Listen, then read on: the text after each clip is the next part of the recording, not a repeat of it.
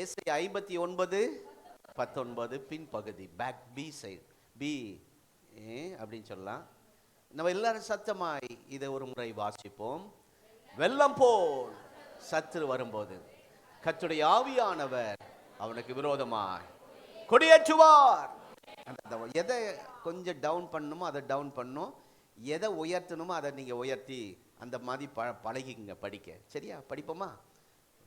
வெள்ளம் போல சத்துரு வரும்போது கர்த்தருடைய ஆவியானவர் அவனுக்கு விரோதமா கொடியேற்றுவார். நல்ல பிதாவே, இந்த வார்த்தைக்காய் ஸ்தோத்திரம். இந்த காலை நேரத்தில் நீர் எங்களோடு கூட பேசும் ஆண்டவரே. இந்த வார்த்தை எங்களுக்கு ஆசீர்வாதமாக்கி தாரும் இயேசுவின் நாமத்தில் பிதாவே. பாஸ்டர் சாம் சொன்னது போல உடுமலைப்பேட்டையில் ஒரு தெய்வ மனிதர் இருக்கிறார். ஆபேலையா காலத்திலிருந்தே ஊழியம் செய்கிற அந்த குடும்பத்தோடு நாங்கள் இப்பொழுது கொஞ்ச நாட்களாய் ஃபோன் பேச, அவங்க போய் சந்திக்க ஆண்டவர் கிருபை தந்தார். கர்த்தருக்கு ஸ்தோத்திரம். அவர் திடீரென்று சொன்ன வார்த்தை தான், பாஸ்டர் உங்களுக்காக ஆவியான கொடியேற்றுவார். இந்த நம்ம மாத வாக்கு தத்தமோ இல்லை இந்த மாதம் தொடர்ந்து பிரசங்கமோ அதெல்லாம் அவருக்கு தெரியாது. அப்போது ஆண்டவர் சொல்கிற வார்த்தையை பாருங்கள். இன்னொருவர் பின்னாடி போய் சந்தித்து பேசும்போது அவர் சொல்கிறாரு, பாஸ்டர் நான் பெங்களூரில் இருக்கேன், இங்கே வீடு கட்டியிருக்கேன், ராயபுரத்தில் எங்கள் வீடு பேர் வீட்டில் முன்னாடியே எழுதியிருப்போம், யெகோவா நிசி. இந்த வீட்டுக்கு பேர் என்னங்க? நிசி அப்படின்னு சொன்னார். என்ன அப்படின்னா ஜெயக்கொடி. அல்லேலூயா. பாருங்கள், இதெல்லாம் அப்படி ஆண்டவர் பேச வைக்கிறார். வசனங்கள் வரும். சில நேரத்தில் டிவி ஆன் பண்ணால் அந்த மாதிரி செய்தியை நாங்கள் கேட்போம். செல்ஃபோன் பார்த்தா அதில் ஒரு திடீர்னு இந்த வார்த்தை வரும். பாட்டு திடீர்னு யாருன்னா பாடுனாங்கன்னா இந்த பாட்டை பாடுவாங்க. இதெல்லாம் ஆவியானவர் அப்படி ஒழுங்குபடுத்தி கொண்டு வருகிறார். தேவநாமம் மகிமைப்படட்டும். சத்துருக்கள் நம்மை சூழ்ந்திருக்கிறதை பல முறை நாம் பார்க்கலாம். கிருபை சூழ்ந்திருக்கிறது, தூதர்கள் நம்மை சூழ்ந்திருக்கிறார்கள், நீதிமான்கள் நம்மை சூழ்ந்திருக்கிறார்கள், நம்மை சுற்றிலும் இரத்த கோட்டை இருக்கிறது, நம்மை சுற்றிலும் கர்த்தர் வேலி அடைத்திருக்கிறார், இரட்சணிய பாடல்கள் நம்மை சூழ்ந்திருக்கிறது. அதே நேரத்தில் சத்துருவும் நம்மை பல முறை பல சூழ்நிலைகளிலே நம்மை சூழ்ந்து இருக்கிறதை நீங்கள் பார்க்க முடியும். சத்துருக்கள் எந்தெந்த விதத்திலே நம்மை சூழ்ந்திருக்கிறார்கள் என்றால், சில வேளை இந்த சத்துரு என் மாமிசம், என் சரீரம் தான். சொல்லுங்க, ஏன் இதுதான் எனக்கு சத்துரு. நம்ம நினைக்கிறோம் அவன் தான் சத்துரு, எனக்கு எதிராக. இல்லை, சில நேரத்திலே சத்துரு யாரு? என் சரீரம். சொல்லுங்க, என் சரீரம். உங்களுக்கு தெரியும், காலையில் நேரத்தோடு எழுந்து ஜெபிக்கணும்னு ஆவி சொல்லுது, ஆத்துமா சொல்லுது. ஆனால் சரீரம் சொல்லுது வேண்டாம் படுத்துக்க, இன்னைக்கு ஞாயிற்றுக்கிழமை படுத்துக்க, திங்கக்கிழமையிலிருந்து சனிக்கிழமை வரைக்கும் எவ்வளோ உழைச்ச, களைப்பாக இருக்கும், படுத்துக்க. அலாரண்ண ஆஃப் பண்ணு, யாரும் டிஸ்டர்ப் பண்ணக்கூடாது, கதவை சாத்து, ஜன்னலை சாத்து, இன்னும் எக்ஸ்ட்ரா ஒரு 2 தலகான சைடில் வைத்துக்கொள். இந்த மாம்சம் அப்படி சொல்லுது. இந்த வாரம் 7 மணிக்கு போகாத, 9க்கு போ, அப்படி பேசிச்சுன்னா மாம்சம் பேசுது. அதுதான் நமக்கு சத்துரு. நம் மாம்சமாகவே, இந்த மாம்சம் தான் சத்துரு, பெரிய சத்துருவாய் அவன் இருக்கிறான்.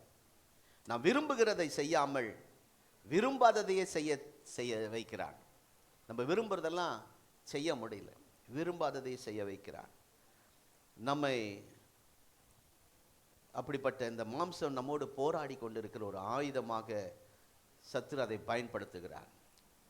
இரண்டாவது, இந்த சத்துரு சில மனிதர்கள் மூலமாக எழும்பலாம். நம்மை விரோதிக்கிறவர்கள், நம்மை பகைக்கிறவர்கள், நம்முடைய அழிவை விரும்புகிறவர்கள், கீழே இழுக்க நினைக்கிறவர்கள். நான் அடிக்கடி சொல்லுவேன், ஆமாம், இப்போ கதையெல்லாம் சொல்லியிருந்தால் நமக்கு செய்தி இல்லாமல் பார்த்தாம போயிடும். எல்லாம் நாட்டுடைய தவளை பீப்பாக்கில் போட்டு அடைச்சி கொண்டு போகிறாங்க வெளிநாட்டுக்கு. ஆனால் இந்தியாவில் உள்ள தவளை அந்த பீப்பா மாத்திரம் மூடாமல் இருக்கு. எல்லா நாட்டும் மூடி வச்சிருக்கிறாங்க. அப்போ அங்குள்ள அதிகாரி பார்த்து கேட்டார், ஆச்சரியமா இருக்கே, எப்படி நாங்கள் பத்திரமா மூடி கொண்டு வரோம், எந்திரிச்சு குதிச்சு வெளியே போயிடக்கூடாது, நீங்க திறந்து வச்சிருக்கிறீங்க, ஒரு தவளையும் வெளியே போல அப்படி கேட்டப்போ எங்க இந்தியாவுடைய பெருமை அவர் சொல்றாரு.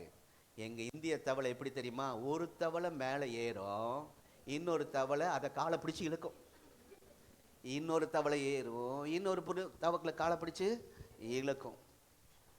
இப்படியே ஒரு தவக்களையும் மேலே இவங்களும் மேலே வரமாட்டாங்க, இருக்கிறவங்களையும் மேலே வர விட மாட்டாங்க. மனிதர்கள் எல்லா போட்டிகள் பயங்கரமா இருக்கு, ஒவ்வொரு நாட்டில் ஒவ்வொரு போட்டி.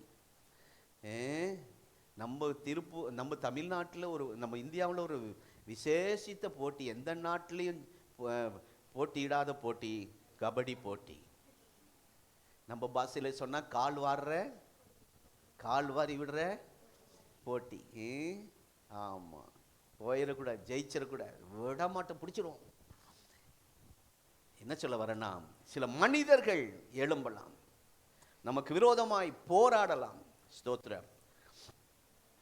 மனிதன் மூலமாய் சத்துருக்கள் வரலாம். மூன்றாவது, விழுந்து போன தூதர்கள், விழுந்து போன பிசாசு கூட்டம் நமக்கு விரோதமாய் சத்துருவாக எழும்பி வரலாம்.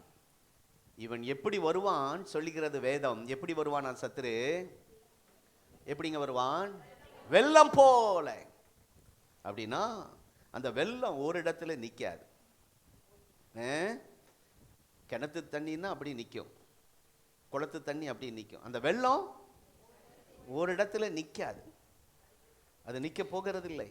நம்மை எதிர்கொள்ளுகிற சக்தியாய் அவன் வருவான். ஒரு இடத்துல இல்லை, நம்மை எதிர்த்து, ஒரு இடத்திலிருந்து இல்லை, பல இடங்களிலிருந்து நம்ம எதிர்க்கிறவனாய். ஆகவேதான் 1 பேதுரு 5:8 வாசிக்கிறோம், அவன் ஒரு இடத்தில் இருக்க மாட்டான், எவனை விழுங்கலாமோ என்று வகை தேடி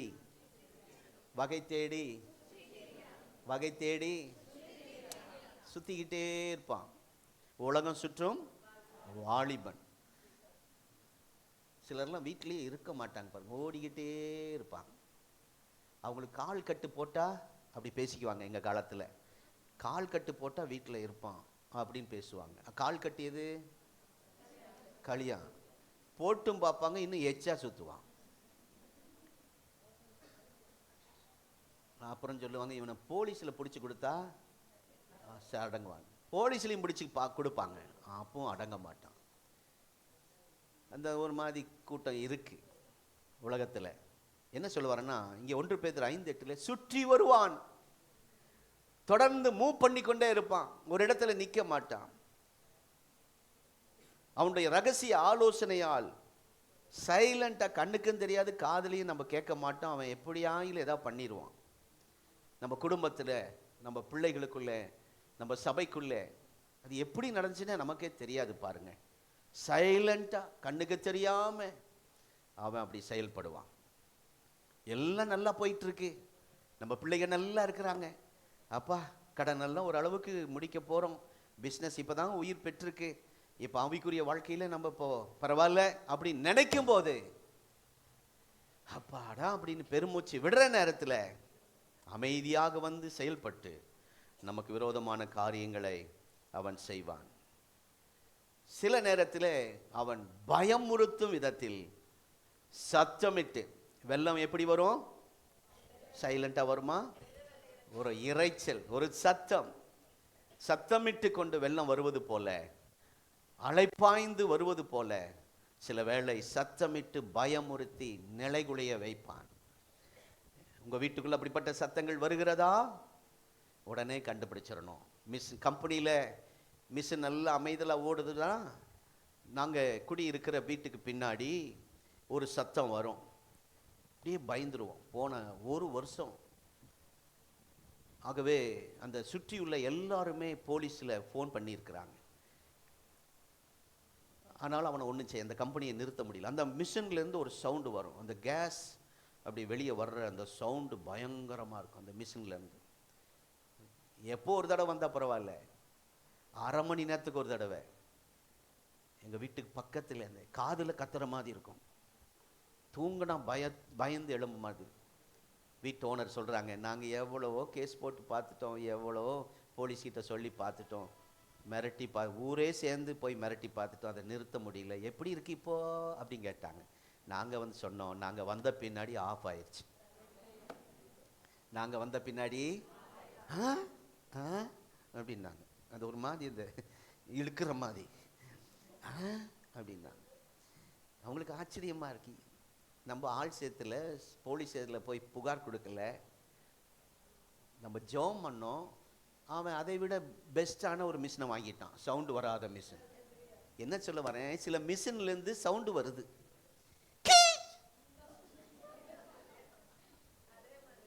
அதே மாதிரியா வீட்டுக்குள்ள தேவையில்லாத சவுண்டு வருதா, ஆயில் இல்லைன்னு அர்த்தம். அப்பப்போ 2 வீலருக்கு ஆயில் மாத்துறீங்களா, ஆட்டோக்கு ஆயில் மாத்துறீங்களா? எல்லாம் மாத்துங்க, சிஸ்டரை மாத்திராதீங்க.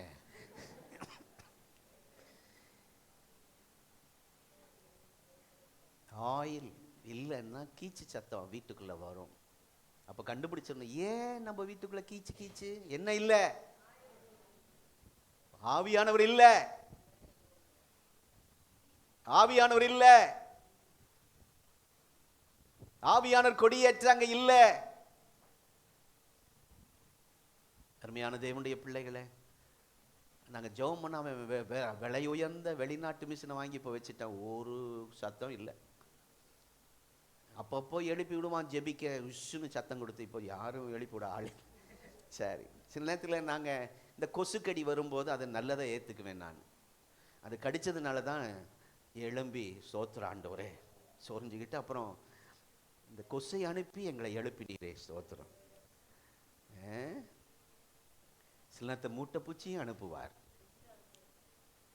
சும்மா ரொம்ப சூப்பராக தூங்கியிருந்தீங்கன்னா மூட்டைப்பூச்சியும் அனுப்புவார். அது அதையும் நினச்சிடாதீங்க, அது நன்மைக்கே. அப்படின்னு நான் இப்போ கொஞ்ச நாளாக அந்த அனுபவத்தில் நாங்கள் போகிறோம். என்ன சொல்ல வரேன்னா, பயமுறுத்துகிற சத்தம், வீட்டுக்குள்ள பயமுறுத்துகிற சத்தம், வெள்ளம் அப்படி சத்தமா வரும். 3வது, அந்த வெள்ளம் வந்து நமக்கு வேதனை கொடுக்கும், பலவித வேதனைகள், சஃபரிங் அப்படின்னு சொல்லுவாங்கல்ல, வேதனைகளை கொடுக்கும். அப்படி நம்மை தாக்கக்கூடிய, சேதப்படுத்தக்கூடிய, பொருள் சேதம், பல சேதங்களை கொண்டு வரும். பல விதத்தில் அவன் வருவான்.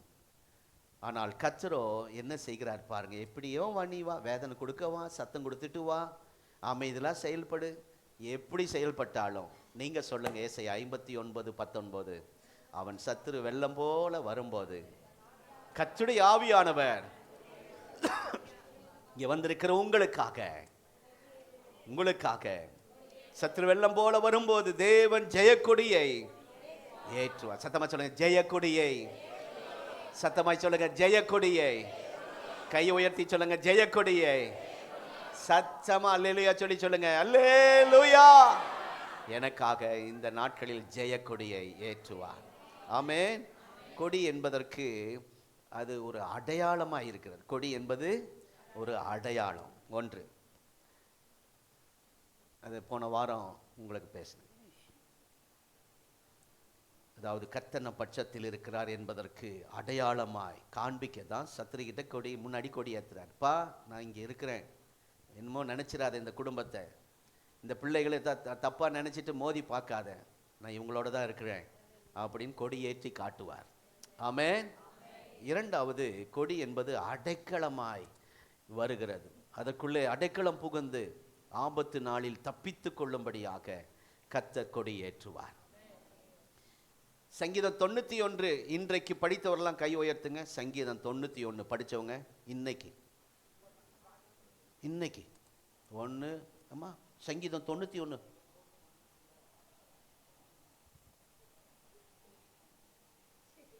இன்னைக்கு சங்கீதம் 91 இன்றைக்கு படித்தவரெல்லாம் கை தூக்குங்க. எல்லாரும் படித்தோம், நானும் சேர்ந்து தான், பைபிளை திறக்காம. என்ன பாட்டா பாடுனீங்க? சங்கீதம் 91 நீங்க எல்லாரும் 2வது பாடல் நினைக்கிறேன் இல்லை, எழும்பி நின்றீங்க, அப்புறம் 2வது ஒரு பாட்டு பாடினீங்க. அது சங்கீதம் 91 தான். நம்ம எல்லாரும் படிச்சிருக்கிறோம். இப்போ சொல்லுங்க, இப்போ யாரெல்லாம் காலையில் சங்கீதம் 91 படிச்சீங்க? சிலர் இப்படிங்கிறாங்க, இந்த கை வர மாட்டேங்குது. எல்லாரும் இப்போ படித்தோம், படிக்க தெரியாதவர்களும் படித்தோம். ஆமே, கத்தருக்கு அது அது ஒரு அருமையான. 3வது, இந்த கொடி அன்பின் கொடி. சத்தமா சொல்லுங்க, அன்பின் கொடி. நம்மேல் பறக்கிற கொடியே நேசமே, என்மேல் பறக்கிற கொடி நேசமே என்று உன்னத பாட்டில் வாசிக்கிறோம். அன்பால் நம்மை மூடுகிறார் இந்த கொடி. நம்மை நேசிக்கிறார், இந்த சபையை நேசிக்கிறார், இந்த ஊழியத்தை நேசிக்கிறார். அன்பால் நம்மை மூடி அந்த கொடி ஏற்றி வைத்திருக்கிறார். ஆமென். எஸ்ஐ 59:19 கொடியை ஏற்றுவார், கொடியை ஏற்றுவார் என்று சொல்லப்பட்டிருக்கிறது. ஆகவே இந்த கொடியை ஏன் ஏற்றுகிறார் என்று இந்த வாரம் 3 காரியங்களை சொல்ல போகிறேன். 3 காரியங்களை சொல்லி நாம் ஜெபிக்க போகிறோம். நமக்கு நேரம் ஒத்துழைக்க வாட்ச் இல்லை. ஸ்தோத்திரம். இப்போ தான் செய்தி ஆரம்பிக்கிறேன். 3 முக்கியமான ஒரு செய்தி இந்த கொடியேற்றுவதை குறித்து பார்க்க போகிறோம். கர்த்தர் எனக்காக கொடியை சொல்லுங்க, கர்த்தர் என் குடும்பத்துக்காக, என் பிள்ளைக்காக கொடியை ஏற்றுவார். இந்த வார்த்தையை விசுவாசித்து ஏற்றுக்கொள்றீங்களா? நம்புறீங்களா? அறிக்கை பண்ணீங்களா? அல்லேலூயா. நிச்சயமாய் கர்த்தர் அதை செய்து முடிக்க வல்லவராய் இருக்கிறார். முதலாவது, இந்த கொடி என்பது எதற்கு அடையாளமாய் இருக்கிறது என்றால் 1 சாமுவேல் 16ஆம் அதிகாரம் 12ஆம் வசனம் 13ஆம் வசனம். பைபிளை திருப்புங்க, எழுதி கொள்ளுங்கள். முதலாவது, கொடி ஏற்றுதல் என்பது எதற்கு அடையாளப்படுத்துகிறது என்றால் 1 சாமுவேல் 16ஆம் அதிகாரம் 12, 13.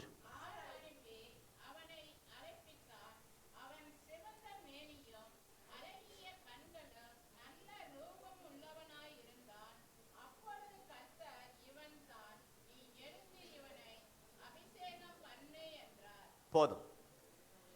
கொடி ஏற்றப்படும் போது நம்மை விசேஷமாக அடையாளப்படுத்த, நம்மை விசேஷமாக அடையாளப்படுத்த இந்த கொடி ஏற்றப்படுகிறது.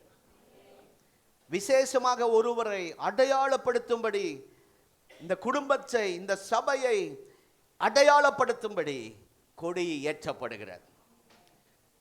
ஒலிம்பிக், நான் டிவி கொஞ்சம் நாளாக நியூஸ் பார்க்க ரொம்ப நாள் ஆச்சு. கொஞ்சம் நேரம் தான் முதல்ல அடிக்கடி பார்ப்போம் நியூஸ் எல்லாம்.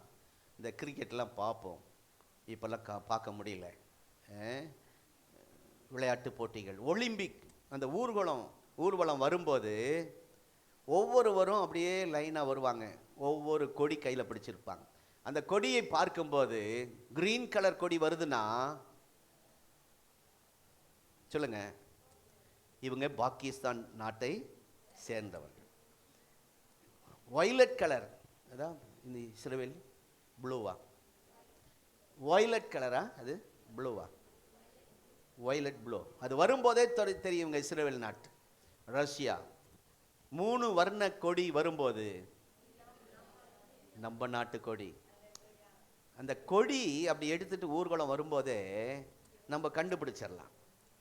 இந்த கொடி பார்த்தோன்னே இந்த நாட்டுக்காரர்கள், இந்த பாஷை பேசுகிறவர்கள், இந்த கலாச்சாரம் உடையவர்கள், இந்த பழக்க வழக்கமுடையவர்கள் என்று சொல்லி நம்ம உடனே கண்டுபிடிச்சிடலாம். கர்த்தருக்கு ஸ்தோத்திரம். ஆகவே தேவ பிள்ளையே, இந்த நாட்களில் அந்த அடையாளப்படுத்துவது போல ஸ்தோத்திரம், குறிப்பிட்ட கலாச்சாரத்தை, குறிப்பிட்ட பாஷைகளை பேசுகிற சில பழக்கம் உள்ளவர்கள், சில நாட்டை சேர்ந்தவர்கள் என்று அடையாளப்படுத்துவது இந்த கொடி. அந்த கொடியை பார்த்து நம்ம உடனே சொல்லிடுவோம். ஆவியானவர் கொடி ஏற்றும் போது நம்மை அநேகருக்கு முன்பாக, நம்மை சத்துருக்களுக்கு முன்பாக விசேஷமாய் அடையாளப்படுத்த போகிறார். அதை தான் இப்போ வாசித்தீங்க. அந்த கொடி ஒரு மனுஷனை எப்படி அடையாளப்படுத்துகிறது பாருங்க. எப்படி சத்துருக்களுக்கு முன்பாக தாவீதின் வாழ்க்கையை, ஆவியானவருடைய அசைவாடுதலை பாருங்க. இங்கே வித்தியாசத்தை இந்த மனிதன் குறித்து சொல்லும்போது அவருடைய சரீரம் எப்படி, அவனுடைய கலர் எப்படி, அவன் கண்ணு எப்படி, தாவீதை பற்றி சொல்லிட்டு அமைதியாக போகாம இந்த இடத்துல ஒரு வித்தியாசப்படுத்தி சகோதரர்கள் நடுவிலே வித்தியாசப்படுத்தி, ராஜாக்களின் நடுவே வித்தியாசப்படுத்தி, அடையாளப்படுத்தி கர்த்தர் பேசுகிறது தான் நீங்க வாசித்தீங்க. இப்போ இந்த மனிதன் தன்னுடைய சொந்த வீட்டிலே சத்துருவாக பார்க்கப்பட்டான். இன்றைக்கு அநேகருடைய வீட்டிலே, நேற்று ஒரு அம்மா நைட் ஃபோன் பண்ணாங்க. அவங்க சொன்ன வார்த்தைகள் எங்களை மனசுடைஞ்சு அப்படியே சோர்ந்துட்டேன். அவங்க வயது அந்த வயது ஆயிடுச்சு, வேலை செய்ய முடியாது. ஆனால் மக அப்படி திட்டுறாங்களாம், வாயில் வராத வார்த்தையெல்லாம் சொல்லி. மகளுக்கு தெரியும் எங்கள் அம்மாவுக்கு இந்த வியாதி இருக்குது, வயசாயிட்டாங்க, பலவீனமாக இருக்கிறாங்க, அவங்களால முடியாதுன்னு தெரியும். அது அந்த நேரத்தில் அந்த வார்த்தை பேசுறதுனால ஸ்தோத்திரம், அவர்கள் அழுதாங்க.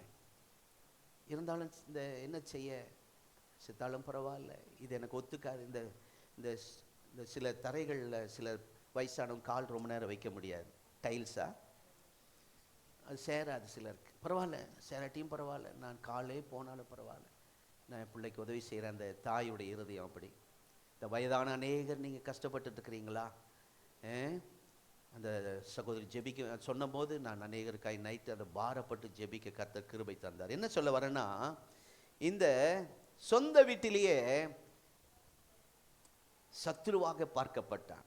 தாவீதா அப்படியே ஒரு மாதிரி முறைச்சு பார்ப்பான், போடா வெளியே, அங்கே நில்லு, அப்படி இப்படியெல்லாம் ஒரு மாதிரி பேச. அவனுடைய சின்ன சின்ன செயல் கூட, அவன் இந்த வீட்டில் காட்டுகிற அந்த அன்பு கூட ஆதரிக்காமல், பரவாயில்ல இந்த வேலை செய்கிறானே, இந்த உதவி செய்கிறானேன்னு அந்த உதவி செஞ்சதுக்கு நமக்கு இந்திய நாட்டின் ஒரு கலாச்சாரம் இருக்குல்ல, வெளிநாட்டுக்காரங்கிட்ட அதை சீக்கிரம் பார்க்கலாம். அமெரிக்காக்காரங்கிட்ட எல்லாம் நீங்கள் பாருங்கள், ஒரு சின்ன ஹெல்ப் பண்ணுங்க, உடனே என்ன சொல்லுவாங்க, தேங்க்ஸ், தேங்க்யூ. ஆனால் நம்ம தமிழ்நாட்டுக்காரங்கிட்ட அதிகமாக அந்த தேங்க்ஸ், நன்றின்னு சொல்கிறது. மனைவி கஷ்டப்பட்டு சமைக்கிறாளே, தேங்க்ஸ் சொன்னீங்களா? ஒரு நாள் கேட்டாங்க, நான் ஆக்கி போடுறேனே, ஒன்றுமே சொல்ல மாட்டேங்க, எல்லாம் முழுங்கிட்டு இருக்கிறீங்க, நான் நல்லா அந்த கடி தானே திங்கிறேன், அப்படி தான். அப்போ கூட தேங்க்ஸ் சொல்ல வர மாட்டேங்குது பாருங்க. இல்லை, அந்த வேதனையோடு கேட்குறாங்க, ஏங்க ஒரு நாளாவது நல்லா இருக்குன்னு சொன்னீங்களா அப்படின்னு ஒரு நாள் கேட்டாங்க பாருங்க. பாசமே பாரு, நான் நல்லா அந்த காட்டிக்கு தான் இத்தனை நாள் உயிரோடு இருக்கிறேன், நீ ஆக்கி போட்டதுனால தான். இந்த திருப்பூரில் இருக்கிற கம்பெனி ஓனர்ஸ் எல்லாம் ஒரு நாள் எங்களை சந்திக்க வந்தாங்க, பிஸ்னஸ் பெரிய ஆட்கள்லாம். ஒரு 10 வருஷத்துக்கு முன், 15 வருடத்துக்கு முன்பாக. பாஸ்டர், ஒரு ரகசியம் உங்கள்கிட்ட கேட்கணும், எப்போ சிம்மா இருக்கு, என்ன ஸ்லிம்மாவா? நாங்களும் பார்க்குறோம், 20 வருஷமா 30 வருஷமா உங்களை பார்க்குறோம், அப்படியே இருக்கிறீங்களே, உங்கள் ஒய்ஃப் என்ன ஆக்கி போடுறாங்க? எங்கள் மனைவி ஆக்கி போட்டு நான் பாருங்க எப்படி இருக்கிறேன்.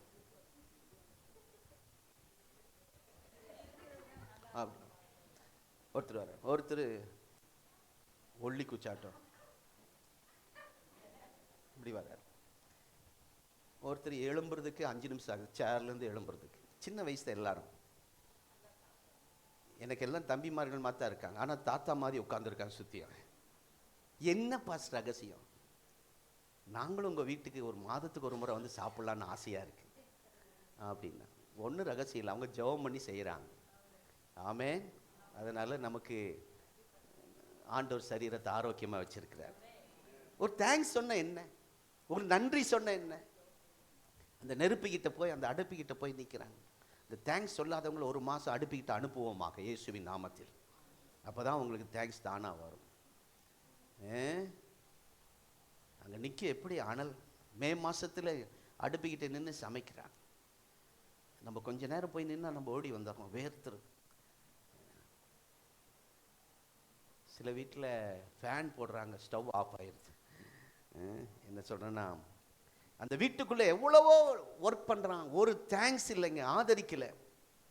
அவனோடு போராடத்தான் ரெடியாக இருக்காங்க, வாக்குவாதம் பண்ண ரெடியாக இருக்காங்க, சிறுமைப்படுத்துகிறாங்க அவனுடைய சொந்த சகோதரர்களே. ஆனால் வேதம் சொல்லுகிறது, வேதம் நல்ல கவனிங்க அந்த வசனத்தை, அவன் சகோதரர்கள் நடுவிலே, ஹல்லேலூயா, அந்த வேதனைப்படுத்துகிற ஜனங்கள் நடுவிலே, போராடுற அந்த ஜனங்கள் நடுவிலே சாமுவேல், பெரிய தீர்க்கதரிசி, நியாயாதிபதி சாமுவேல் தாவீதை அபிஷேகம் பண்ணினார். சகோதரர்கள் நடுவிலே, சத்துருக்களின் நடுவிலே, ஹல்லேலூயா. கர்த்தர் அவனை அபிஷேகம் பண்ணின போது கர்த்தர் விவரிக்கிற காரியம்தான் 12ஆம் வசனம். என்ன விவரிக்கிறார்? ஏன் அவன் சரீர அமைப்பை காண்பிக்கிறார்? தாவீது ஆடு மேய்க்கிறேன்னு சொல்லிட்டு போக வேண்டியதானே? அப்போ அவன் மற்றவர்களை விட சிறந்தவன் என்று காட்டவா? இல்லை. மற்றவர்களை விட ஒஸ்தி, என்னங்க ஒஸ்தின்னு சொல்லுவாங்கல்ல, அதை காட்டவா? மற்றவர்களை விட அவன் சிவப்பா இருக்கிறான், சிவப்பா இருக்கிறதை காட்டவா? இல்லை. ஆண்டு இந்த தாவீதை சத்துருக்கு முன்பாக அபிஷேகம் பண்ணும்போது இவனுடைய தனித்துவத்தை குறிப்பிடுகிறார். தனித்துவத்தை குறிப்பிடுகிறார். அவனுடைய சரீரம் எப்படி இருந்தது, தோற்றம் எப்படி இருந்தது, மற்ற சகோதரர்களை விட வித்தியாசமாய் அடையாளப்படுத்தி காட்டுகிறார். இதை தான் கர்த்தர் உங்கள் வாழ்க்கையில் கர்த்தர் செய்ய போகிறார். நீங்கள் வேலை செய்கிற இடத்துல கர்த்தர் செய்ய போகிறார். அல்லேலூயா. வேலை செய்கிற இடத்துல மிகவும் நீங்கள் வேதனைப்பட்டு கொண்டு வேலைக்கு போயிட்டு இருக்கிறீங்க, விருப்பம் இல்லாமல் வேலைக்கு போயிட்டு இருக்கிறீங்க, ரிசைன் பண்ணிடலான் இருக்கிறீங்க. ஆனாலும் தேவன் சொல்றார், இல்லை இல்லை, இந்த நாட்களிலே கர்த்தர் உங்களுக்காக அவர்கள் மத்தியிலே வித்தியாசப்படுத்தி காட்டப் போகிறார். அல்லேலூயா. ஆண்டவர் நமக்கு காண்பிக்க என்ன விரும்புகிறார் என்றால், ஆவியான ஒரு மனுஷனுக்கு கொடியேற்றும் போது, ஒரு தேவ பிள்ளைக்கு கொடியேற்றும் போது, அவன் சத்துருக்கள் கண்களுக்கு முன்பாக ஒரு விசேஷ அடையாளத்தை கர்த்தர் அவர்களுக்கு காண்பிப்பார். உங்களுக்கு தெரியாதுங்க, கொடிக்கு கலர், பல கலர் வரைபடம் இருக்கும் போல இப்போ தாவீதை ஆண்டவர் கலர் காட்டுறார். அந்த வரைபடத்தை காட்டுறார், கண்ணை காட்டுறாரு, அவன் சரீர அமைப்பை காட்டுறாரு. ஒரு கொடியில் கலர் இருக்கும், ஒரு கொடியில் பல வர்ணங்கள் வரைஞ்சிருக்கும். நம்ம கொடியில் என்ன வரைஞ்சிருக்கு? அசோகா சக்கரம். ஒவ்வொரு கொடியில் ஒவ்வொன்று. இஸ்ரேல் நாட்டு கொடியில் ஸ்டார், அப்படிதானா, நட்சத்திரம், அது வரைந்திருக்கும். ஸ்தோத்திரம். இதை ஏன் சொல்லுகிறார்? நான் சத்துருக்களுக்கு முன்பாக கொடியை ஏற்றுகிறேன், இவனை விசேஷமாக அடையாளப்படுத்த. சொல்லுங்க, விசேஷமாக அடையாளப்படுத்த. ஆமென். அதுதான் மேட்ரே, அங்கே அதுதான்.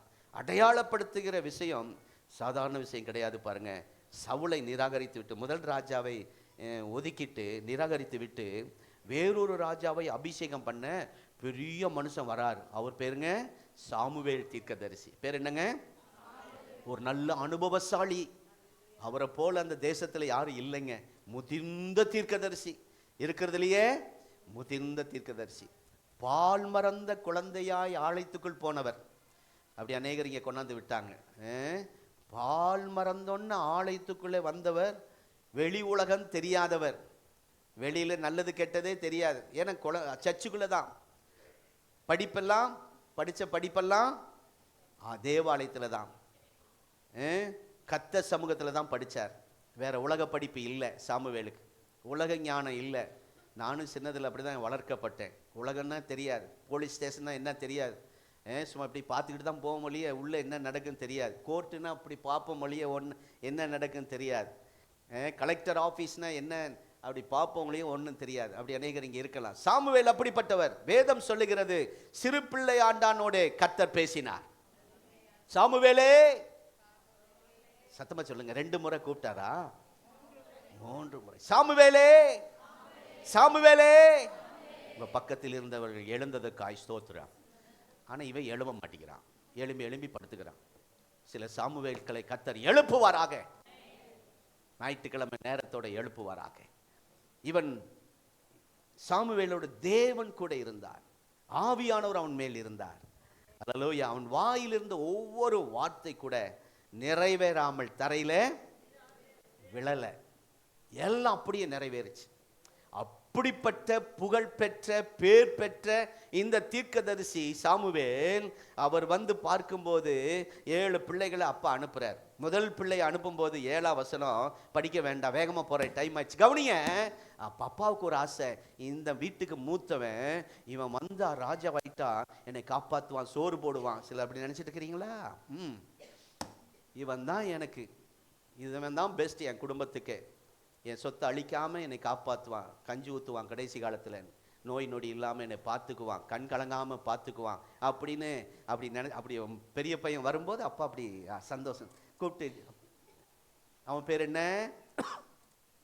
7ஆம் வசனத்தில். ஆனால் அங்கே ஆண்டவர் கோபமாக ஏதோ செய்கிற மாதிரி இருக்கு பாருங்க. அந்த செலக்ஷனிலே புறக்கணித்தார், ரிஜெக்ட். போ போ போ, அப்பா அப்படி அனுப்புறாரு, ஆண்டவர் வெளியே அனுப்புறாரு. அடுத்த ஆள் 9ஆம் வசனத்தில், சரி சரி இவன் சவுலரோட இருந்தவன் நல்ல முதல் சம்மாவா, சம்மா சும்மா இருந்தால் நல்லா இருந்திருக்கும். சோத்திரம். சில ஆட்கள் சும்மா இருந்தாலே ஆசீர்வாதம், வீட்டுக்குள்ளே சும்மா இருந்தாலே நல்ல ஆசீர்வாதமாக இருக்கும். இந்த சம்மா சும்மா இருந்திருக்கலாம். சரி பிடிச்சி தள்ளி விட்டாரு. ஆண்டவர் தெரிந்து கொள்ளவில்லை. சொல்லுங்க, ஆண்டவர். அடுத்தது 9ஆம் வசனத்தில், இது 9 தானோ, சரி அதில் அவனை புறக்கணித்தார்னு வரும். அது பயங்கரமாக இருக்கு. இதுவும் போச்சு. 10ஆம் வசனத்தில் இன்டர்வியூவுக்கு வந்தவர்கள் எல்லாரும் புறக்கணிப்பு, 7 பேரும் ரிஜெக்ட். இவர்கள் மனுஷர் பார்வையில் 7 பேரும் நல்ல தகுதி உள்ளவர்கள். கர்த்தருக்கு ஸ்தோத்திரம். 10ஆம் வசனத்தில் ஸ்தோத்திரம், எல்லாரையும் கடந்து போ போ போ. இப்போ சாமுவேல் அப்பாவை பார்த்து கேட்குறாரு, இவர்களில் இல்லை 10ஆம் வசனத்தில் ஒரு வார்த்தை கேட்குறாரு பாருங்க, இவர்களில் ஒருவனையும் தெரிந்து கொள்ளவில்லை, இன்னும் வேற யாராவது இருக்கிறாங்களா அப்படின்னு கர்த்தர் கேட்கிறார். இல்ல, ஸ்தோத்திரம். அங்கே அதுதான் பார்க்கிறோம். இவங்க அந்த 7 பேரும் பார்த்தா ராஜ கலை அவங்ககிட்ட இருக்கு. இவன் இந்த வேலைக்கு இவன் செட் ஆவான், அவன் போய் உட்கார்ந்தா ராஜா மாதிரி இருப்பான். ராஜ கலை இருந்துச்சு, உடம்பு நல்ல ஸ்ட்ராங்காக இருந்துச்சு, இராணுவத்தில் சாப்பிட்டு சாப்பிட்டு யுத்தங்களை நடத்தக்கூடிய, சத்துருக்களை மடங்கடிக்கக்கூடிய வலிமை இருந்தது. ஏற்கனவே பிராக்டிஸ், ஏற்கனவே ஜெயிச்சிருக்கிறாங்க, ஏற்கனவே சவுலோடு சேர்ந்து யுத்தம் பண்ணியிருக்கிறாங்க, ட்ரைனிங் எடுத்திருக்கிறாங்க. ஸ்தோத்திரஸ். எக்ஸ்போர்ட்டான பீப்புள், எக்ஸ்போர்ட் பீப்புள்னு சொல்ல அந்த 7 பேரை, எஜுகேட்டட், நல்ல படிப்புள்ளவர்கள். இவர்கள் ஒருவனையும் நான் தெரிந்து கொள்ளவில்லை என்று 7 பேரையும் ரிஜெக்ட், 7 பேரும் ஃபெயில், பாஸ் ஆகலை. 11ஆம் வசனத்தில் 8வது பிள்ளை இருக்கிறான் என்று சொல்லாமல் நிராகரித்து அசட்டை பண்ணி மறைத்து வைத்த தகப்பனுக்கு முன்பாக கர்த்தர் சாமுவேல் மூலமாக மறைந்திருந்த தாவீதை கர்த்தர் வெளியே கொண்டு வருகிறார். உங்க வாழ்க்கையை கர்த்தர் வெளியே கொண்டு வருவார். இப்போ எங்கேயோ இருக்கிறீங்க, கிராமத்தில் இருக்கிறீங்க, ஏதோ வேலை செஞ்சு சாப்பிட்டுட்டு ஒரு வீட்டுக்குள்ள, வாடகை வீட்டுக்குள்ள போய் முடங்கிட்டு இருக்கிறீங்க. கர்த்தர் உங்களை வெளியே கொண்டு வருவார். எத்தனை பேர் ஆமென் சொல்றீங்க? உங்களை வெளியே கர்த்தர் கொண்டு வருவார். ஆமென். ஏன் தெரியுமா? அவனுக்காக கொடியேற்ற அப்பா இல்லை, தாவீதுக்காக கொடியேற்ற சகோதரன் இல்லை, தாவீதுக்காக கொடியேற்ற குடும்பம் இல்லை, கொடியேற்ற கர்த்தர் இருக்கிறார். ஆமென். மனுஷ பார்வையில் 7 பேரும் பெஸ்ட். சிலரை பார்த்தீங்கன்னா அந்த ஜோடி போகும்போது சொல்லுவாங்க, பொருத்தமான ஜோடி. என்னவா? இந்த கல்யாணம் ஆகிட்டு போகும்போது அது அப்படி பார்த்து சொல்லுவாங்க, பா பொருத்தமான ஜோடி. நான் சொல்லுவேன், அதுதான் பொருத்தி வைக்கப்பட்ட வெடி. அவங்க வீட்டுக்குள்ளே போய் பார்த்தா தான் தெரியும். தாவீது அதாவது 7 பேரும் மனுஷ பார்வையில் பெஸ்ட். ஆனால் தாவீது அது பெஸ்ட்டுக்கு எதிராக சொல்லுங்க, ஒஸ்ட். கவனிங்க, உங்கள் அநேக தேவனுடைய பார்வையில் நீங்கள் ஒஸ்ட்டு போல் உங்களை வச்சுருக்கிறாங்க கம்பெனியில், உங்கள் குடும்பத்தில். இப்போ நான் சொல்கிறேன், உங்களுக்காக கர்த்தர் கொடி ஏற்றும் போது உலக பார்வையில் அவங்க ஒஸ்ட், உங்களை கர்த்தர் பெஸ்ட்டாக வைப்பார், ஒரு அடையாளப்படுத்தி காண்பிப்பார். எத்தனை பேர் ஆமென் சொல்கிறீங்க? அல்லேலூயா. கர்த்தருடைய ஆவியான் கொடியேற்ற அங்கே வந்திருந்தார். ஆமென். எல்லாரும் வந்திருக்கிறாங்க. ஆண்டவர் அங்கே வந்து நீ எல்லாத்தையும் ரிஜெக்ட் பண்ணிட்டு தாவீதை உயர்த்தினார். ஆடு மேய்க்க தனி டிகிரி வேணுமா சிஸ்டர்? ஆடு மேய்க்க ஏதாவது டிகிரி இருக்கா ஐயா? ஆடு மேய்க்கிறதுக்கு ஏதாவது டிகிரி படிக்கணுமா? ஆடு மேய்க்க இல்லையா? பாரு, அதுக்கு ட்ரைனிங் ஏதாவது இருக்கா? ஆடு மேய்க்க இதெல்லாம் சொல்லி ட்ரைனிங் கொடுப்பாங்களா யாராவது? அதுக்கு பேரெல்லாம் சொல்லி கூப்பிட்டு அதெல்லாம் வருதுங்க. நம்ம ஆட்கள் பேர் சொல்லி கூப்பிட்டா வர மாட்டேங்கிறாங்க. அது அழகா பேரை சொல்லி கூப்பிட்டோன்னே இந்த பிராணிகள் என்ன வேகமாக ஓடி வருது. நான் ஒரு சமீபத்தில் பார்த்த ஒரு மீன் தொட்டியில் ஒரு மீன் அவங்களுக்கு தனித்தனி பேர் வச்சிருக்காங்க. அந்த பேரை சொன்னால் அந்த மீன் வந்து அங்கே நிற்கிது, அவ்வளோ பெரிய தொட்டியில். ஆச்சரியமா இருக்கு. நம்ம பிள்ளைகளை பேரை சொல்லி கூப்பிட்டா வரமாட்டேங்கிறாங்க. ஏன் வரமாட்டேங்கிறாங்க? TV, cellphone. பக்கத்து வீடு தீப்பிடிச்சு எரிஞ்சாலே தெரிய மாட்டேங்குது, அந்த அளவுக்கு. ஸ்தோத்திரம். ஆடுமைக்கு சர்டிபிகேட் தேவையில்லை, எந்த தகுதியும் இல்லை. அப்படிப்பட்ட ஒருவன் எல்லாரும் பந்தியில் பெஸ்டானவங்களாம் இருக்கும்போது, எல்லாரும் வீட்டில் பலி செலுத்தி கொண்டு இருக்கும்போது, எல்லாம் ஃபங்க்ஷனில் இருக்கும்போது, எந்த நிகழ்ச்சிக்கும் தேவையில்லை என்று சொல்லி, எந்த ஃபங்க்ஷனுக்கு வராத, நீ ஏசாமி கும்பிட்ற, நீ வேத மதத்துக்கு போயிட்ட, வேற குலதெய்வத்தை கும்பிட்ற, நீ இந்த குடும்ப ஃபங்க்ஷனுக்கு வராத என்று சொல்லி உங்களை ஒதுக்கி வச்சிருக்காங்களா, மறைச்சி வச்சிருக்கிறாங்களா, இதுக்கெல்லாம் வராத, நீ இதுக்கு வரக்கூடாது, நீ வந்து உன் மூஞ்சில முழிச்சாலே எங்களுக்கு எல்லாம் கெட்டு போகுன்னு பேசுகிறாங்களா, எதுலையோ போய் என்னவா என்னவா நம்மளை பார்த்து சொல்கிறாங்க, உங்களை பார்த்து சொல்கிறாங்க, போய் அதில் விழுந்துட்டியா? எதில்? தண்ணி போட்டுட்டு சேத்துல விழுந்தப்போ நல்லவனா? போகல ஆன்ஸு என்ன கஞ்சா இதெல்லாம் போட்டு இருக்கும்போது நீ தான் சூப்பர். இப்போ அதெல்லாம் வெறுத்து ஆண்டவருக்காக வரும்போது அதில் போய் விழுந்துட்டியே. என்னவா? அதில் போய் விழுந்துட்டியே. என்ன சொல்கிறாங்க? நீ மறுபடியும் குடிச்சிட்டு வந்து வீட்டில் சண்டை போடு, மனைவி அடி, பிள்ளைகளை சித்திரவதைப்படுத்து, அதுதான் நல்லது அப்படிங்கிற மாதிரி இருக்கு. மனுஷன் ஏற்ற முடியாத ஒரு கொடியை கர்த்தர் ஏற்றினார். அல்லேலூயா. கர்த்தருடைய மனுஷன் சொல்லுகிறார், பாருங்கள், நான் வெயிட் பண்ணுவேன். அவ்வளோ பெரிய முதிர்ந்த சொல்லிட்டேன் சாமுவேல், இன்னும் கொஞ்சம் சொல்லலாம், டைம் ஓடிட்டு இருக்கு. சொல்றார் சாமுவேல், கவனிங்க, நான் வெயிட் பண்ணுவேன், அவனுக்காக வருகிற வரை நான் காத்திருப்பேன். எல்லா பணியும் நின்று போனது, எல்லா பிசினஸ் ஸ்டாப், எல்லா வேலையும் நின்று போனது, பந்தி இருக்க மாட்டேன், சாப்பிட மாட்டேன், தண்ணி கூட குடிக்க மாட்டேன் அப்படின்னு உட்கார்ந்துக்கிட்டார். 12ஆம் வசனம், ஆள் அனுப்பி அழைப்பித்தான்.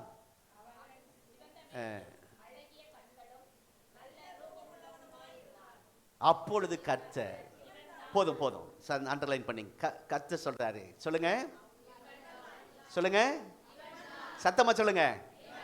ஹல்லேலூயா. உலகம் ரிஜெக்ட் பண்ணிருச்சு, புறக்கணிச்சிருச்சு. ஆண்டவர் சொல்றாரு, இவன் தான், நான் தான். நான் சொல்லுங்க, நான் தான்.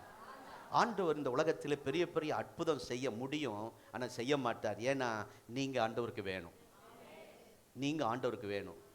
இந்த 2025 அமைதியாக வந்து உட்காந்துட்டு அமைதியாக போயிட்டீங்க. ஆனால் 26 நீங்கள் அப்படி உட்காரக்கூடாது. நீங்கள் எழுந்து கர்த்தருக்காக செயல்படணும். ஏதாவது ஒரு வேலை. நான் கீழே போய் பார்க்குறேன், இந்த படி இருட்டாக இருக்கு.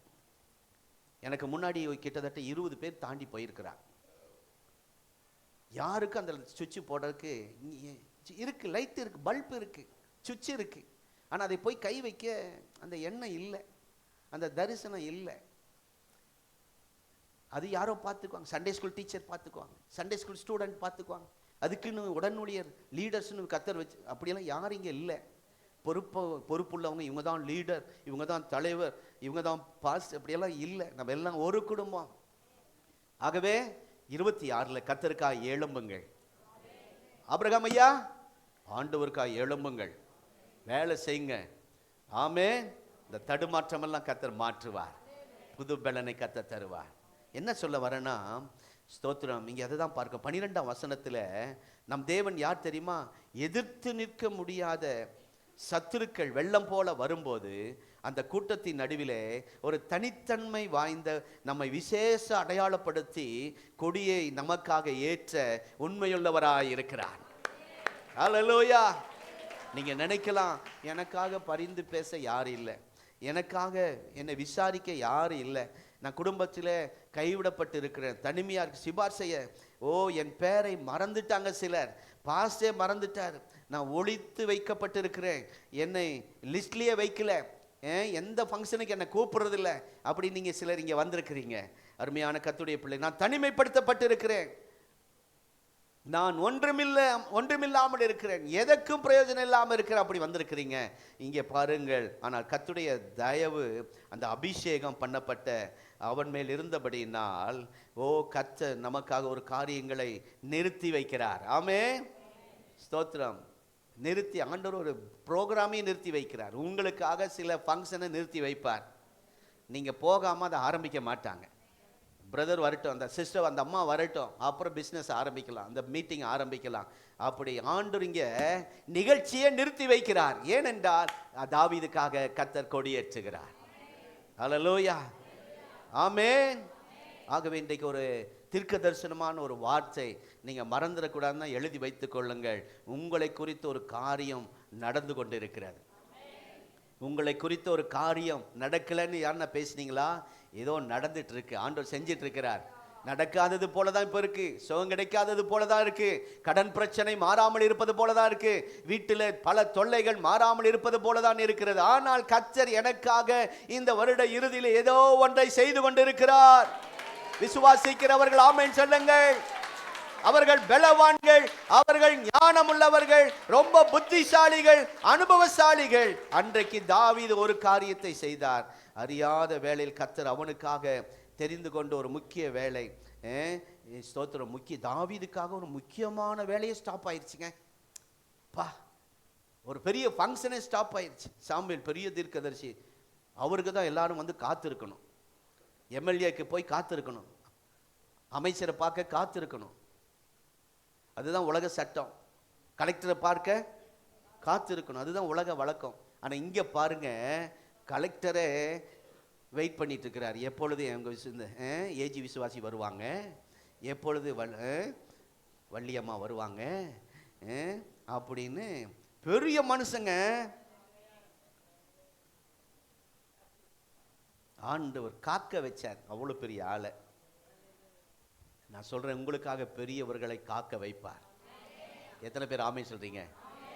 சமீபத்தில் ஒரு இடத்துல அங்கே வந்திருக்கிறவர்கள் கருணாநிதியை எதிர்த்து போட்டியிட்ட ஒரு மனுஷன் வந்து உட்கார்ந்துருக்கார் பல மணி நேரம்.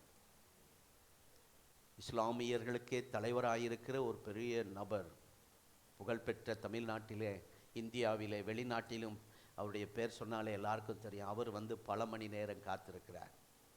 ஆனால் அந்த கூட்டத்தில் பாஸ்டர் எங்க இருக்கிறார்? அவரை வர சொல்லுங்க. என்னங்க, நாங்கள் இவ்வளோ பெரிய கூட்டம் அப்படின்னு எங்கேயோ ஓரமாக இருந்தா, அவரை சுற்றி இருக்கிற அந்த துப்பாக்கியோடு இருக்கிற போலீஸ் ஓடி வராங்க. எங்க பாஸ்டர்? யாருங்க? யாருங்க பாஸ்டர்? ஏன்னா அங்கே இருக்கிறவன் எல்லாம் பியூர் ஒயிட், சிபிஎம் ஒயிட். அந்த கண்ணு அப்படி அழகாக, பார்க்குறதுக்கே அழகாக இருக்கு. ஆனால் நான் எப்படி போயிருக்கேன்னா, ட்ராவலுக்குன்னு ஒரு ட்ரெஸ் வச்சுருப்போம்ல, பிரயாணத்துக்குன்னு ஒரு ட்ரெஸ் இருக்கும்ல, ஏன்னா நைட்டெல்லாம் பிரயாணம்.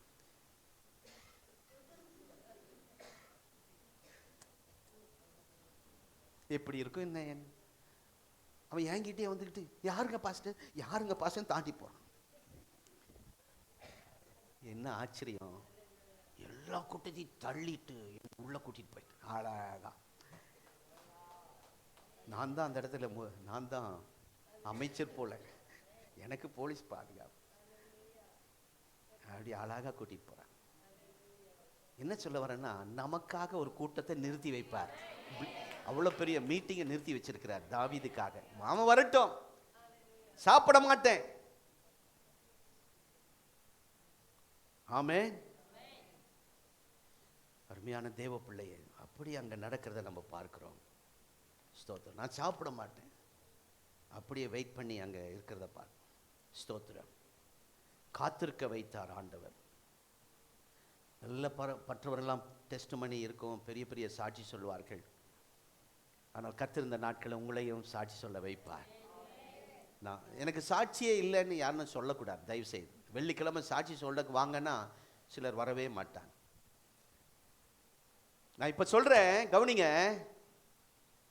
எனக்கு சாட்சி இல்லை, ஒரு சாட்சி இருக்குது. சங்கீதம் 138:8. பைபிளை பார்க்காதீங்க. இந்த சாட்சியை ஒன்று எல்லாருக்குமே இருக்கு.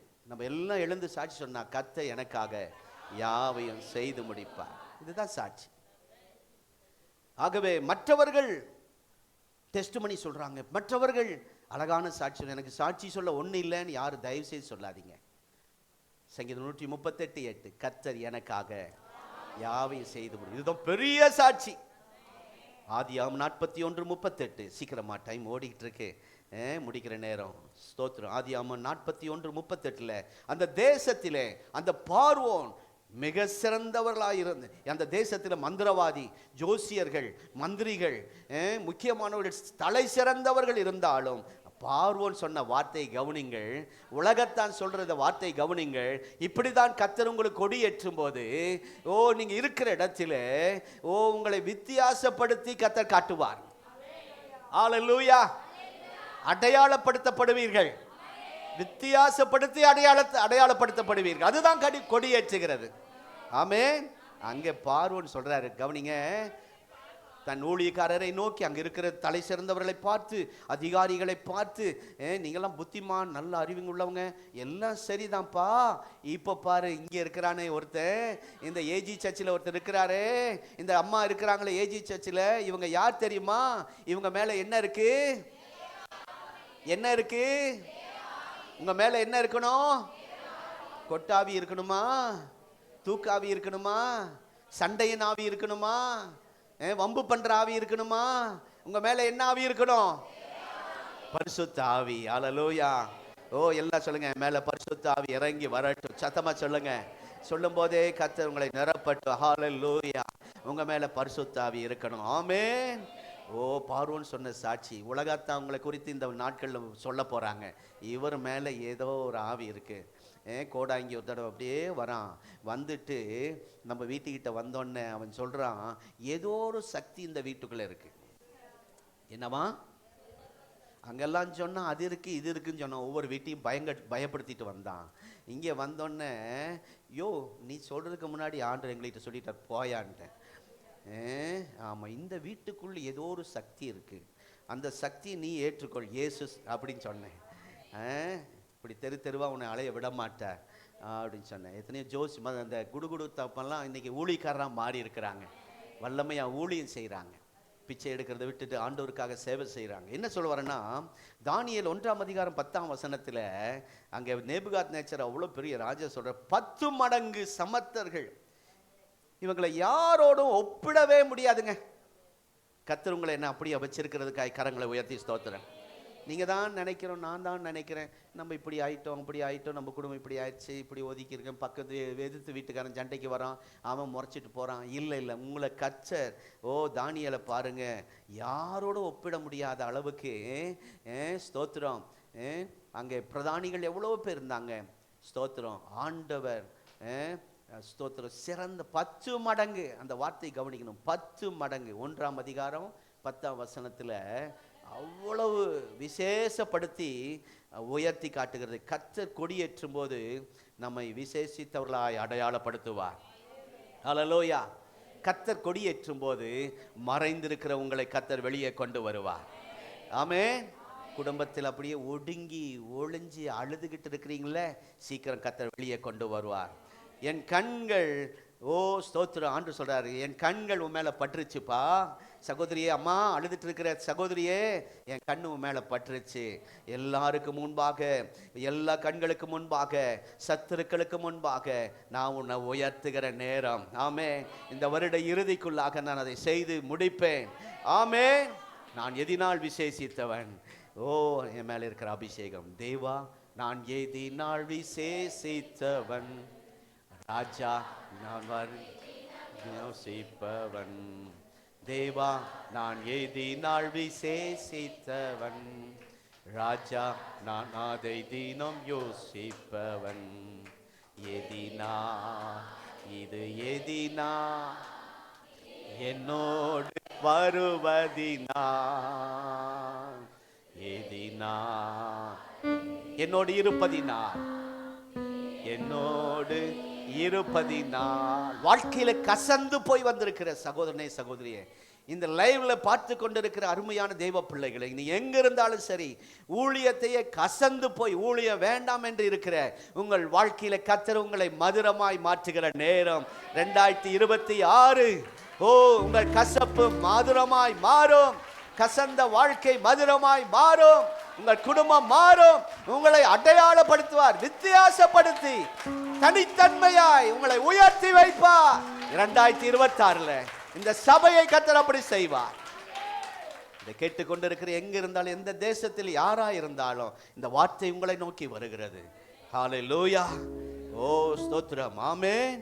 கர்த்தருடைய நாமம். கர்த்தர் அற்புதம் செய்யணும்னா அவர் நினைச்சிட்டார்னா நீங்க லைன்ல கூட நிக்க வேண்டியதில்லை. என்னங்க? லைன்ல காத்திருக்க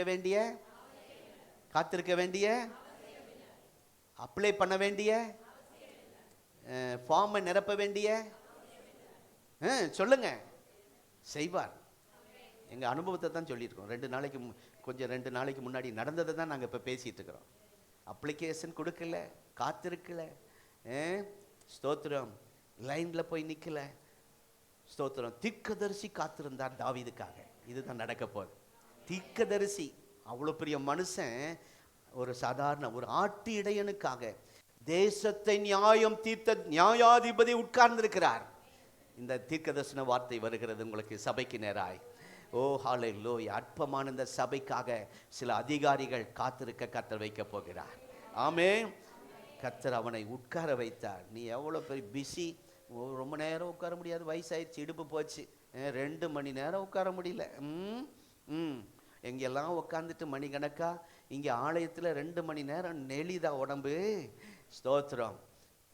ஆண்டவருக்காக உங்கள் சரீரத்தை வலிச்சாலும் சரி, வேதனைப்பட்டாலும், கால் வலிச்சாலும் சரி, நான் தேவ சமூகத்துக்கு போவேன். ஐயா ஆபிரகாம் ஐயா அப்படி தான் வந்திருக்கிறார். அவர் வரக்கூடாது, அவர் ரெஸ்ட் எடுக்கணும், தள்ளாடுகிற ஹார்ட் அட்டாக் போன வாரம். ஸ்தோத்திரம். ஆண்டவர் இன்றைக்கு ஆலயத்தில் கொண்டு வந்திருக்கிறார்.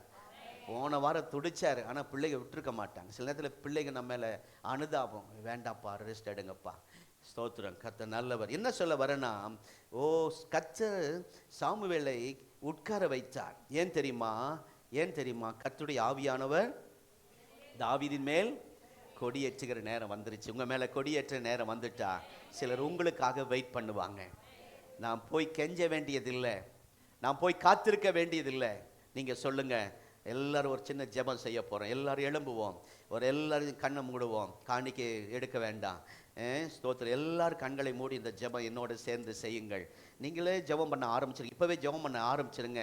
ஆவியானவரே, சத்தமா ஆவியானவரே. ஐயா ஆபிரகாம் ஐயா சத்தமா சொல்லுங்க, உங்க இருதயத்தை கர்த்தர் தொடுவாராக. ஸ்தோத்திரம். ஜெனிஃபர் சொல்லுமா. இங்க இருக்கிற எல்லாரும் சொல்லுங்க, பாதிக்கப்பட்ட எல்லாரும் சொல்லுங்க. ஸ்தோத்திரம். பிள்ளைகளால் பாதிக்கப்பட்ட பெற்றோரே, கம்பெனியில உங்களை அற்பமா என்றாங்களா, உங்களை ஒதுக்கி வச்சிருக்கிறாங்களா, நீங்க சொல்லுங்க. எல்லா சத்தமா சொல்லுங்க, ஜெபம் பண்ணுங்க. ஆவியானவரே, என் மேல் கொடி ஏற்றுங்கப்பா, என் குடும்பத்தின் மேல் கொடி ஏற்றுங்கப்பா. சத்தம், ஜெப சத்தம் இவ்வளவுதானா? கண்ணீரோட சொல்ற சகோதரியே, சொல்லுங்க, என்னை அடையாளப்படுத்துங்கப்பா. சத்தமா அடையாள அட்ரஸ் இல்லாம பண்ணிட்டாங்க, என்ன என் பேரை கெடுத்துட்டாங்க, என் வருமானத்தை அழிச்சிட்டாங்க, ஆனா என்னை அடையாளப்படுத்துங்கப்பா. சொல்லுங்க. ஆவியானவர் என் மேல ஜெயக்கொடி ஏற்றுங்கப்பா. சத்தம் வரட்டும். விசேஷித்த மகளாய், விசேஷித்த மகனாய் நீங்க காட்டுங்கப்பா. என்னை பற்றி பேச வைங்கப்பா. என்னை பற்றி பேச எனக்கு ஒன்று இல்லை, நீங்க பேச வைங்கப்பா. என்னை குறித்து நான் சாட்சி சொல்ல மாட்டேன், நீங்க சாட்சி சொல்ல வைங்கப்பா. ஹல்லேலூயா. நான் யார்கிட்டயும் போய் விசிட்டிங் கார்டு கொடுக்க மாட்டேன், ஐடென்டி கார்டு கொடுக்க மாட்டேன். நீங்களே என்ன ஆண்டவர் விசிட்டிங் கார்டை ஆண்டவரை அறிமுகப்படுத்துங்கப்பா. ஹல்லேலூயா. கர்த்தர் அப்படி ஜெபத்தை கேட்கிறார். மகளே, சகோதரா, சகோதரி, ஐயா, அம்மா, வாலிப பெண்ணே, வாலிப தம்பி, ஹல்லேலூயா, உங்க ஜெபத்தை இப்ப கேட்கிறார். ஆண்டவர்கிட்ட ஜெபம் பண்ணுங்க. ஹல்லேலூயா. நான் காட்டில் இருக்கும்போது ஆடு மாடுகள் இருக்கிற இடத்துல உட்கார்ந்து இருக்கும்போது, எளிமையான நிலைமையில் இருக்கும்போது என்னை கண்ணோக்கி பார்க்கிற கர்த்தாவே, என்னை கண்ணோக்கி பாருங்க. கேளுங்க. தாவீது ஸ்தோத்திரம். காட்டிலே இருந்தான், கிராமத்திலே இருந்தான், ஆடு மாடு உட்கார்ந்து இருக்கிற இடத்தில் இருந்தான், எளிமையான நிலைமையில் இருந்தான். இப்பொழுது பட்டணத்தில் இருக்க வேண்டிய கர்த்தர் அந்த சூழ்நிலையை உண்டாக்கினார். அவனுக்காய் கொடியை ஏற்றினார். நீங்க பெரிய சிட்டியில இருக்க வேண்டிய அவசியம் இல்லை. நீங்க இருக்கிற இடத்துல இப்ப ஜெபம் பண்ணுங்க. கர்த்தர் உங்களை கொண்டு வருவார். கர்த்தருடைய கொடி என் மேல் ஏற்றப்படுமானால் மறைந்திருக்கிற ஒவ்வொருவரை வெளியே கர்த்தர் கொண்டு வருவார். எல்லாருக்கும் முன்பாக என்னை அடையாளப்படுத்துவார். கர்த்தர் சத்துருக்களுக்கு முன்பாக அடையாளப்படுத்தி உயர்த்துகிற தேவனாய் இருக்கிறார். ஷபா கபாரியான் சரபலபா. ஹalleluya. ஒன்னு சொல்றேன், நிரப்புங்கப்பா. இந்த அபிஷேகம் தான், இந்த ஆவியானவர் தான் உங்களை அடையாளப்படுத்தி காட்டுவார். இதுவரைக்கும் ஆவியில நிரம்பி ஜெபிக்காதவர்கள் காணிக்கை நேரம் முடிந்த உடனே பரிசுத்த ஆவிக்காக ஏங்கி ஜெபம் பண்ணுங்கள். நிரப்புங்கப்பா, அக்கினியாலே நிரப்புங்கப்பா, வல்லமையாலே. ஹalleluya. காணிக்கை வேகமா எடுங்கள். நம்ம அதை எடுத்து போட்ட உடனே கண்ணை மூடி ஜெபம் பண்ண ஆரம்பிச்சிருங்க. அந்நிய பாஷை பேச ஆரம்பிச்சிருங்க. அபிஷேகம் பெறாதவங்க கர்த்தர்ட்ட கெஞ்சி, ஆண்டவரே ஆவியில நிரம்பி ஜெபித்து அந்நிய பாஷை பேசி பல வருஷம் ஆயிடுச்சு. அதுக்குள்ள எங்கெங்கெல்லாம் போய் நான் சிக்கிட்டேன், குழப்பத்தில் இருந்துட்டேன். சத்துருக்களால், ஆண்டவரே விரோதிகளால், பல பாவத்துக்குள்ள சிக்கி எல்லாத்தையும் இழந்து வந்திருக்கிறேன். இன்றைக்கு புதிய எண்ணெயால் என்னை அபிஷேகம் பண்ணுங்க. அந்த அபிஷேகம் தான் பாருங்க, அந்த அபிஷேகம் தான் ஆண்டவர் கொடி ஏற்ற முடிந்தது. ஆமே. இந்த அபிஷேகத்துல நிரப்பாம யாரும் வெளியே போகக்கூடாது. சின்ன பிள்ளைங்க புதுசா வந்திருக்கிறத கேளுங்க. ஸ்தோத்திரம், ஹல்லேலூயா. இந்த பாடலை பாடும்போது கர்த்தர் உங்களை அபிஷேகத்தால் நிரப்புவார். சிலர் கீழே விழுவாங்க, அதுல பயந்துராதீங்க. அந்த நேரம் நல்ல அபிஷேகம் பெற்றவங்க கண்ணை திறந்துட்டு இருக்கணும். இந்த வெள்ளிக்கிழமெல்லாம், இந்த வெள்ளிக்கிழமை பெண்கள் ஜெபத்துக்கெல்லாம் வர்றவங்க நீங்களும் கண்ணை மூடிட்டு இப்படி கையை குடிக்கிட்டு கூட அந்நிய பாஷை. இந்த நேரம் உங்களுக்கு ஊழியம் செய்ய நேரம். நீங்கள் கண் விழிச்சு புதுசாக வந்திருக்கிற புது அபிஷேகம் பெறும்போது அவங்க கண்ட்ரோல் பண்ண முடியாது. நீங்கள் அவங்களுக்கு ஹெல்ப் பண்ணுங்க. அதுக்காக போட்டு அடைக்கிறாதீங்க. அபிஷேகம் கத்தாத அமைதலாருன்னு சொல்லாதீங்க. ஃப்ரீ பண்ணுங்க. ஆனாலும் அவங்களுக்கு ஒரு பாதுகாப்பு கொடுங்க. புது அபிஷேகம் பெறும்போது அப்படி தான் இருக்கும். இன்னும் நான் நிரம்புன்னு ஆசைப்படுறேன், நெருக்கமாக இருக்குது, ஃப்ரீயாக ஜெபம் பண்ணால் வெள்ளிக்கிழமை வாங்க. இதே நாங்கள் அபிஷேகத்துக்குள்ளே கர்த்தர் அந்த நாளை உங்களுக்காக வச்சிருக்கிறேன். அதில் காணிக்கை எல்லாம் எடுத்தாச்சா? இன்னும் வந்த மாதிரி தெரில. 3 தான் வந்திருக்கு. வேகமாக, வெரி குட். புது நடக்க முடியல, ஆனாலும் காணிக்க. பெல்ட்டு, இடுப்பில் பெல்ட்டு, காலில் பெல்ட்டு, அப்பா. ஆனாலும் ஆண்டவருக்காக சேவை செய்கிறாங்க. ஐயா ஸ்தோத்திரம். தேங்க்யூ. சரி, ஓ க்ளோரி டு காட். இந்த பாட்டை பாட போகிறோம். ஸ்தோத்திரம். எல்லாரும் ஆவியில நிரம்பி கர்த்தருக்குள்ள நிரப்புங்கப்பா, உங்க வல்லமையால என்ன நிரப்புங்கப்பா, உங்க அக்கினியால என்ன நிரப்புங்கப்பா. ஷபா கபா யாத்ரா பாலா. என்ன நிரப்புங்கப்பா, உங்க அக்கினியால நிரப்பிடுங்க, என்ன நிரப்பிடுங்க. ஆவியாலே நிரப்பிடுங்க, நிரப்பிடுங்க, என்ன நிரப்பிடுங்க. வல்லமையாலே நிரப்பிடுங்க, என்ன நிரப்புங்கப்பா. எல்லாரும் கேளும். உங்க வல்லமையாலே. ஓ ஷபலா நிரப்பா கபலா. ஒவ்வொரு வரை என்ன நிரப்புங்கப்பா. அபிஷேகத்தை எல்லாரும் வர வாலிபன் தம்பிகளை நிரப்புங்க. ஓ இந்த சேவை செய்கிற நிரப்பிடுங்க, என்ன நிரப்பிடுங்க. ஆவியினாலே நிரப்பிடுங்க. ஒரு விசை புது அபிஷேகம். நிரப்பிடுங்க, என்ன நிரப்பிடுங்க. வல்லமையினாலே நிரப்பிடுங்க. காலியான பாத்திரமாக வாழ்ந்த வாழ்க்கை முடிவுக்கு வரணும். காலியான பாத்திரமாக 25 ஸ்டாப். வாழ்ந்த வாழ்க்கை முடிவுக்கு 26. நான் மூழ்கணுமே, ஆவியின் நதியில் மூழ்கணுமே. ஷபா கபா யாத்ரா. முழுங்க அபிஷேகத்துல முழுங்க. ஆவியின் நதியிலே மூழ்கணுமே. நிரப்புங்கப்பா. நிரப்பிடுங்க, என்ன நிரப்பிடுங்க. ஆவியினாலே நிரப்பிடுங்க, நிரப்புங்கப்பா. நிரப்பிடுங்க. ஒவ்வொருவரை அபிஷேகியும். வல்லமையாலே நிரப்பிடுங்க. இப்பவே மாம்சமான யாவர் மேலும் என் ஆவியை ஊற்றுவேன். ஓ ராதா ராதா ராபா. ஓ ராபா ராதா ராபா.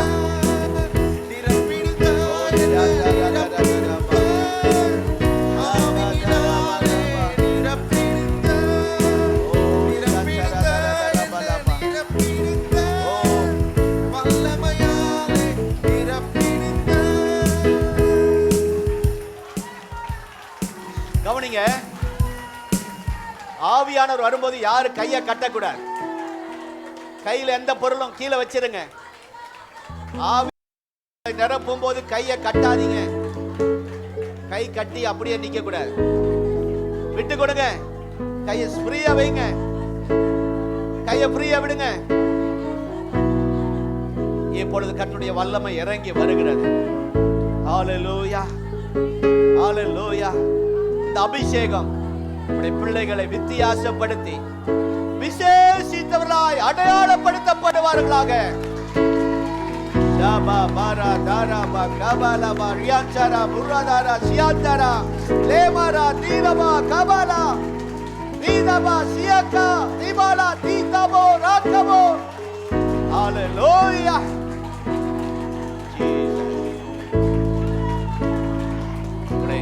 எங்களை நிரப்பினதுக்காய் ஸ்தோத்திரம்.